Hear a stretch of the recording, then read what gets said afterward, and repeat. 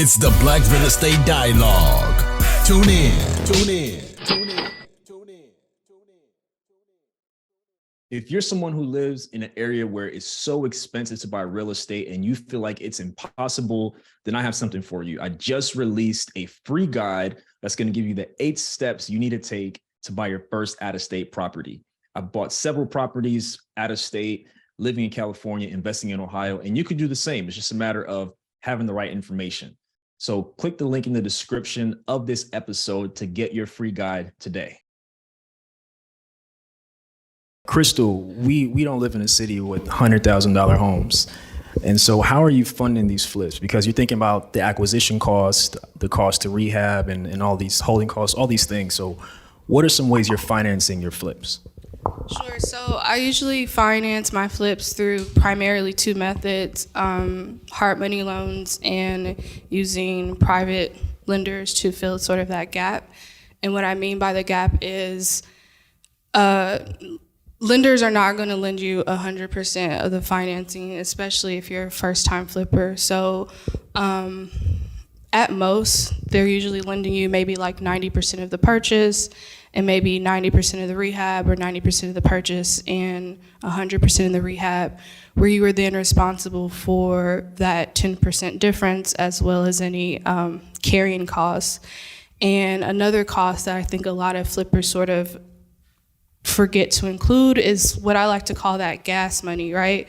So even though the lender will give you, 100 or 90% of the rehab, it works in terms of the draw. They're expecting you to do the work and then they'll reimburse you. So you're gonna need to have money to fill that gap of that 10%, service the loan for however long you have to keep the project, as well as that sort of gas money to get the rehab started.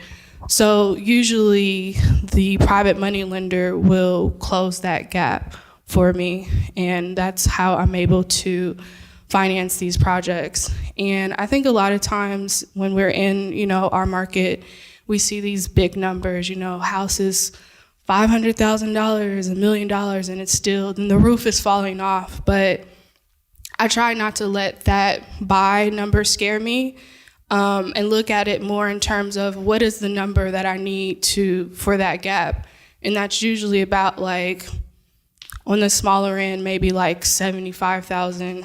If you're doing a larger rehab, it's maybe like, more towards 6 figures.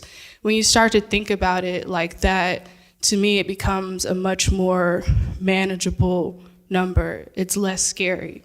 Because we're looking at, $100,000 in Detroit, St. Louis, or whatever, we're fine. Well, here, don't look at it as $500,000, $700,000. Just look at it, what do I need to bring to the table? And so I think when I try to change my mindset and sort of look at it like that, it became less scary to me, and I felt more comfortable doing it.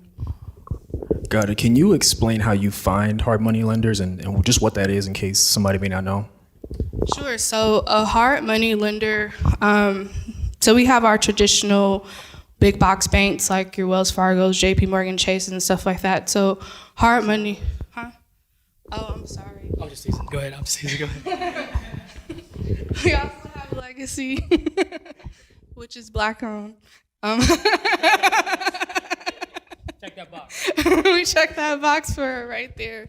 But hard money lenders, contrary to your conventional lenders, they care more about the asset versus your personal finance. So when you're trying to qualify for like a home or something like that, they care more about you, the borrower. What are your W-2s? How much money do you have saved in the bank? What is your FICO score? Whereas a hard money lender, they care less about you and more about the asset. And they are willing to lend on property that may not necessarily qualify for conventional financing. So normally, your banks are going to want it to be somewhat livable condition, and sometimes some of these properties that we're purchasing as flippers, they're not going to qualify, so you're going to have to use hard money. So they're a little less stringent on their criteria as you as the borrower, less stringent on their criteria as you as the house itself, and it typically funds a lot quicker compared to traditional financing. Got it. And you also mentioned private money. I have a problem asking somebody for $5, and you're talking about 75,000. So, a couple of questions: how are you finding these private money lenders, and what's that conversation like to try to get these funds? It can be a tricky conversation, especially I feel like within our minority communities, talking about money isn't as easy of a conversation as it is for, outside communities. But you'll be surprised, Uncle Ray Ray at the barbecue who got the dingy t-shirt probably has, $50,000 saved up and you don't really know it. So I think just sort of like having those conversations, talking about real estate. Everybody is interested in real estate in some point because of how it's been popularized by the different TV shows and stuff like that. And I think everybody starts to want to dip their toe in the water per se. And a lot of people aren't necessarily wanting to deal with tenants. Not everybody is interested in being a landlord. Not everybody is interested in dealing with contractors. So this is a way when you talk to people hey, if you have some money, here's a way to get into real estate without having to deal with what I like to call the top 5 tenant toilets, trash, termites, and turnover. And you could get a consistent return that is not subject to the ups and downs of the stock market. It's secured by real estate. It's truly passive. You're not dealing with people and stuff like that. And it becomes a easier conversation. People are, it piques their interest. So that kind of is a way to sort of and once you kind of show them hey, these are my plans. This is how much I plan to buy it. This is how much I plan to rehab it for. This is my profit even after I pay you. People are usually kind of open to sort of, having a conversation, so. Love it. And we also are in a competitive market. We all know that. My wife and I, we saw a property near where we live. It was a 4-unit building. And we just inquired, we'll check it out. We'll go inside. We'll see it. We spoke to an agent. Within 24 hours, there were 14 offers. They're not showing the property anymore. They're, negotiating with different people, countering, whatever.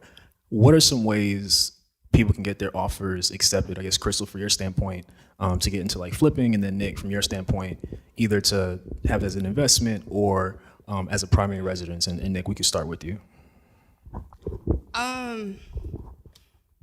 I know for me, I get most of my deals off market. So I usually talk directly to sellers. I don't do a lot of on-market purchases simply because I don't like that person in the middle. I just like kind of directly communicating with the person. And with that, I'm sort of able to see what they really want in terms of not only price. Some people, there's other things that are important to people that, obviously people want price, but some people, there's other things that are important to them in how you structure the offer. So you could try to meet them with their price, but also maybe they need to find another place. And I might put in my offer, all right, I'll release, $20,000 from escrow so that you could use that money to go find you another place. I think really for me, when I'm trying to find, property off market, not communicating with the seller beyond the price and seeing what they really want out the deal to make my offer stand out to them because that's what they want. Yeah.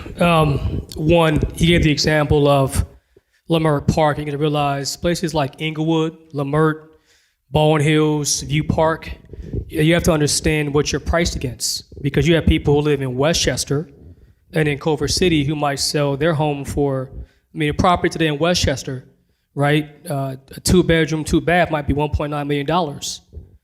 But that same property in View Park is 1.7 with a view of the whole entire city. They sell the property, they're going to bring $1 million to buy the asset when you're a first-time home buyer wanting to go FHA, right? Or they might have all cash. And so there are some markets that are hotter than others, but real estate by and large is a local game. And so if you look at it across the country, I think it was in September, Zillow's reported that 27% of all listings dropped their price, right? And so there are some, I have one of the properties that I actually sold, I had to drop my price because I had the property initially, for example, I was going to put it on the market in December when rates were like 3.5%, and it was that property was 675. I said, I'm gonna hold it. Then the market went up. I said, I think I'm gonna sell it. But when I decided to put it back on the market in June, rates were now 6. So that person who was gonna buy the property, they can buy it at 675 because a payment at 4% is much more affordable than a payment at 6.5%. Does that make sense? And so some markets are more competitive than others.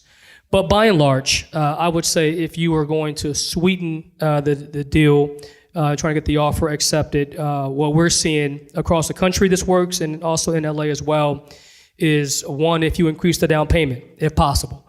The seller thinks that the thought is if you have more capital to put down, you are better risk or you're a better chance of closing on that property because you got more money for a down payment.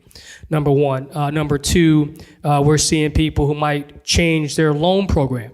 So if you qualify for FHA, there's sometimes misconceptions that FHA means you're a less qualified person because they will let you go and buy with a lower credit score.